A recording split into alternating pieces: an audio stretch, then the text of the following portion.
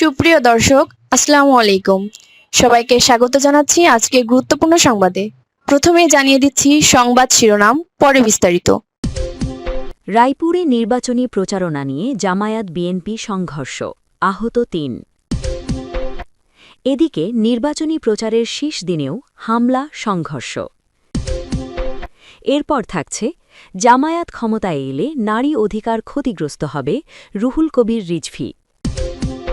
সর্বশেষ আন্দোলন এখনও শেষ হয়নি, আমির খসরু। শুনছিলেন সংবাদ শিরোনাম, এখন বিস্তারিত। তার আগে হৃদয় ছুঁয়ে যাওয়া একটি অনুরোধ। যদি হাদি নামটি আপনার বিবেককে এখনও নাড়া দেয়, যদি প্রকাশ্য দিবালকে গুলিবিদ্ধ হওয়ার সেই মুহূর্ত আপনাকে প্রশ্ন করতে বাধ্য করে, তবে আজ একটু সময় দিন। কমেন্টে শুধু লিখুন, হাদির হত্যার বিচার চাই। আর যদি আপনি চান সত্যটা চাপা না পড়ুক, যদি চান আমরা ভয় ছাড়াই এসব খবর আপনাদের কাছে পৌঁছে দিতে পারি, তাহলে এখনই চ্যানেলটি সাবস্ক্রাইব করুন। সাবস্ক্রাইব মানে শুধু একটি বাটন চাপা নয়, এটি অন্যায়ের বিরুদ্ধে সত্যের পাশে দাঁড়ানোর অঙ্গীকার। চলুন নীরব না থেকে বিস্তারিত জেনে নিই। রায়পুরের নির্বাচনী প্রচারণা নিয়ে জামায়াত বিএনপি সংঘর্ষ, আহত ৩। লক্ষ্মীপুরের রায়পুর উপজেলায় নির্বাচনী প্রচারণা নিয়ে কথা কাটাকাটিতে জামায়াত ও বিএনপি কর্মীদের মধ্যে সংঘর্ষের ঘটনা ঘটেছে। এতে উভয় পক্ষের অন্তত ৬ জন কর্মী আহত হয়েছেন বলে স্থানীয় সূত্র জানিয়েছে। আহতদের মধ্যে ২ জনের অবস্থা গুরুতর হওয়ায় হাসপাতালে ভর্তি করা হয়েছে। রোববার সন্ধ্যার পর উপজেলার উত্তর কেরুয়া ইউনিয়নের মালিবাড়ি এলাকায় এই সংঘর্ষের ঘটনা ঘটে। ঘটনার পর এলাকায় উত্তেজনা ছড়িয়ে পড়ে। দুই পক্ষের মিছিল ও পাল্টাপাল্টি স্লোগানে পরিস্থিতি আরও উত্তপ্ত হয়ে ওঠে। পরে আইন-শৃঙ্খলা বাহিনী ঘটনাস্থলে গিয়ে পরিস্থিতি নিয়ন্ত্রণে আনে। জামায়াতের ইউনিয়ন সেক্রেটারি মোহাম্মদ ইউনুস অভিযোগ করে বলেন, জামায়াতের একটি মিছিল শেষে কর্মীরা মালিবাড়ির একটি হোটেলে নাস্তা খেতে বসেন। এ সময় জামায়াত কর্মী শাকিল নির্বাচনে জামায়াতের বিপুল ভোটে বিজয়ের কথা বললে ইউনিয়ন বিএনপির সাংগঠনিক সম্পাদক শাহ আলম ও তার ছেলের সঙ্গে বাগবিতণ্ডা শুরু হয়। ইউনিয়ন জামায়াত সেক্রেটারি ইউনুসের দাবি, যুবদলের মোহাম্মদ আলী ও আরিফ মোল্লা সহ আরও কয়েকজন বিএনপি কর্মী ঘটনাস্থলে এসে জামায়াত কর্মীদের ওপর হামলা চালায়। এতে অন্তত ৩ জন জামায়াত কর্মী আহত হন। তাদের মধ্যে ২ জন হাসপাতালে ভর্তি রয়েছেন।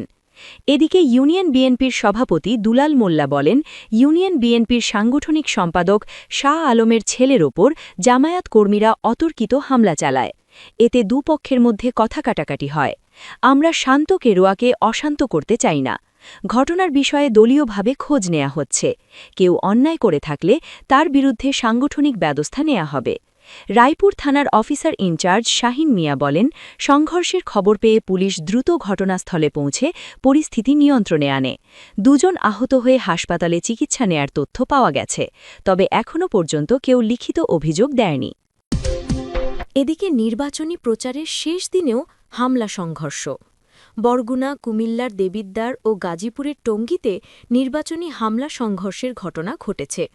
বরগুনায় ধারালো অস্ত্র দিয়ে কুপিয়ে সাবেক সংসদ সদস্য গোলাম সরোয়ার হিরুকে আহত করা হয়েছে।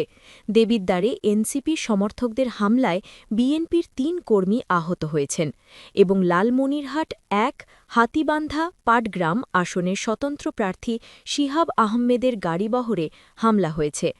আমাদের প্রতিনিধিদের পাঠানো খবর। বরগুনা ২ সংসদীয় বেতাগী পাথরঘাটা বামনা আসনে গতকাল সাবেক সংসদ সদস্য গোলাম সরোয়ার হিরুর ওপর একদল দুর্বৃত্ত হামলা করে গুরুতর আহত করেছে।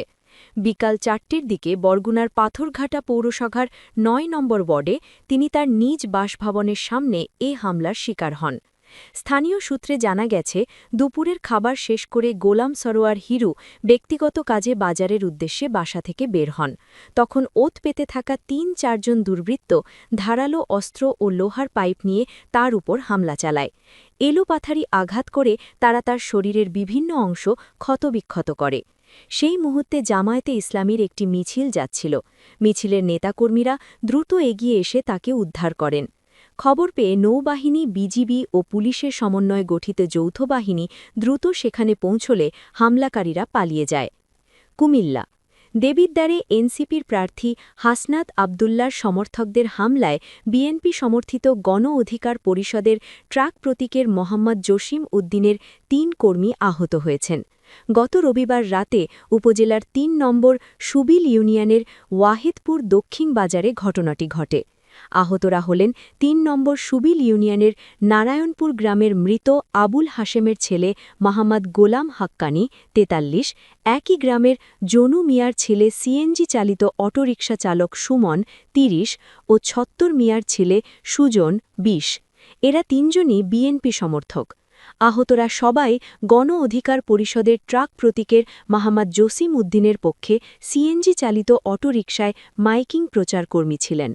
টঙ্গী গাজীপুরের টঙ্গী স্টেশন রোডে মিছিলে দুই পক্ষের সংঘর্ষ হয়েছে। গতকাল বিকালে ঘটনাটি ঘটে। এতে ১০ জন আহত হন। গাজীপুর ২ আসনের ধানের শীষের প্রার্থী এম মঞ্জুরুল করিম রনির পূর্বনির্ধারিত নির্বাচনী মিছিলে অংশ নিতে টঙ্গী বাজার বাটা গেটে এলাকায় জড়ো হন নেতাকর্মীরা। মিছিল শুরুর এক পর্যায়ে তুচ্ছ ঘটনাকে কেন্দ্র করে বিএনপি নেতা সুমন সরকার ও কিরণের মধ্যে বাগবিতণ্ডা হয়। এর জেরে দুই পক্ষের সমর্থকরা সংঘর্ষে লিপ্ত হন। সর্বশেষ জামায়াত ক্ষমতায় এলে নারী অধিকার ক্ষতিগ্রস্ত হবে বলে রুহুল কবির রিজভী বলেছেন। বিএনপির যুগ্ম মহাসচিব রুহুল কবির রিজভী বলেছেন, জামায়াত ক্ষমতায় এলে দেশে নারী অধিকার ক্ষতিগ্রস্ত হবে। জামায়াত ক্ষমতায় এলে নারীরা অফিস আদালত, রাজনীতি কিংবা রাষ্ট্র পরিচালনার গুরুত্বপূর্ণ পদে যেতে পারবে না। এতে নারীরা ঘরে ও বাইরে সম্মান হারাবে এবং কর্মসংস্থানের সুযোগ সংকুচিত হবে। আজ সোমবার কুড়িগ্রাম সদরের কেন্দ্রীয় ঈদগাহ মাঠে কুড়িগ্রাম-২, কুড়িগ্রাম সদর, ফুলবাড়ী ও রাজারহাট আসনে বিএনপির নির্বাচনী জনসভায় রুহুল কবির রিজভী কথা বলেন। আল জাজিরাকে দেওয়া জামায়াতের আমিরের সাক্ষাৎকারের প্রসঙ্গ টেনে রুহুল কবির বলেন, সম্প্রতি আল জাজিরাকে দেওয়া এক সাক্ষাৎকারে জামায়াতের আমির বলেছেন, নারীরা সংসদ সদস্য হতে পারবে কিন্তু দলের আমির কিংবা রাষ্ট্রের প্রধান হতে পারবে না। এই বক্তব্যই প্রমাণ করে তারা ক্ষমতায় গেলে নারীর মর্যাদা কোথায় গিয়ে দাঁড়াবে। একটি রাজনৈতিক দলের এই অবস্থান নারী বান্ধব রাষ্ট্রের পরিপন্থী। জামায়াতের রাজনৈতিক অবস্থান নিয়ে প্রশ্ন তুলে বিএনপির এই নেতা বলেন, জামায়াতের আমির দিন-রাত যেই পথ সুবিধাজনক মনে করছেন সেই পথেই ক্ষমতায় যাওয়ার চেষ্টা করছেন, কিন্তু এতে তাদের আসল চরিত্র প্রকাশ পাচ্ছে। সাংবাদিকদের প্রশ্নের জবাবে তিনি বলেছেন, ক্ষমতায় গেলে ধাপে ধাপে শরিয়া ভিত্তিক আইন চালু করবেন। এতে বোঝা যায় তাদের কথার কোনো স্থিরতা নেই, জনগণের কাছে দেওয়ার মতো সুস্পষ্ট অঙ্গীকারও নেই। ইসলাম নিয়ে রাজনীতির প্রধান শর্ত হল ওয়াদা রক্ষা করা, কিন্তু জামায়াতের নেতৃত্ব সেই নৈতিক অবস্থানে নেই। মানুষ ইতিমধ্যে তাদের প্রকৃত চরিত্র বুঝে ফেলেছে। বিএনপির প্রয়াত চেয়ারপারসন খালেদা জিয়ার বিরুদ্ধে কটূক্তির সমালোচনা করে রুহুল কবির রিজভী বলেন, টেলিভিশন খুললেই বিএনপির চেয়ারপারসনের নামে নানা নিন্দামূলক কথাবার্তা শোনা যায়, অথচ ইতিহাস ভুলে গেলে চলবে না। শহীদ রাষ্ট্রপতি জিয়াউর রহমান না থাকলে বাংলাদেশের মাটিতে জামায়াতে ইসলামী রাজনীতি করার সুযোগ পেত না, আর বেগম খালেদা জিয়া না থাকলে তারা কখনো মন্ত্রিত্বের স্বাদ পেত না, অথচ আজ তাদের মধ্যে কোনো কৃতজ্ঞতা নেই। বিএনপির ওপর দীর্ঘদিন ধরে নির্যাতন চালানো হয়েছে বলে উল্লেখ করে বিএনপির যুগ্ম মহাসচিব রুহুল কবির রিজভী বলেন, স্বৈরাচারী ও দখলদার রাজনীতির সময় পার করে এসেছে বিএনপি। এখন আবার নতুন করে ফ্যাসিবাদ কায়েমের চেষ্টা চলছে। নানা নাটক, ভেলকোবাজি ও তামাশা শুরু হয়েছে, কিন্তু এসব সস্তা ভণ্ডামি দিয়ে জনগণের মন জয় করা যাবে না। আবার যেন দেশে ফ্যাসিবাদ না ফিরে আসে, সেজন্য সবাইকে সতর্ক থাকতে হবে। গণতন্ত্র ও মানুষের ভোটাধিকার রক্ষায় ধানের শীষে ভোট দেওয়ার আহ্বান জানান তিনি। জনসভায় উপস্থিত ছিলেন কুড়িগ্রাম-২ আসনে বিএনপির প্রার্থী মোহাম্মদ সোহেল হোসনাইন কায়কোবাদ, জেলা বিএনপির আহ্বায়ক মুস্তাফিজুর রহমান, যুগ্ম আহ্বায়ক শফিকুল ইসলাম সহ বিএনপির কেন্দ্রীয় ও জেলা পর্যায়ের নেতারা।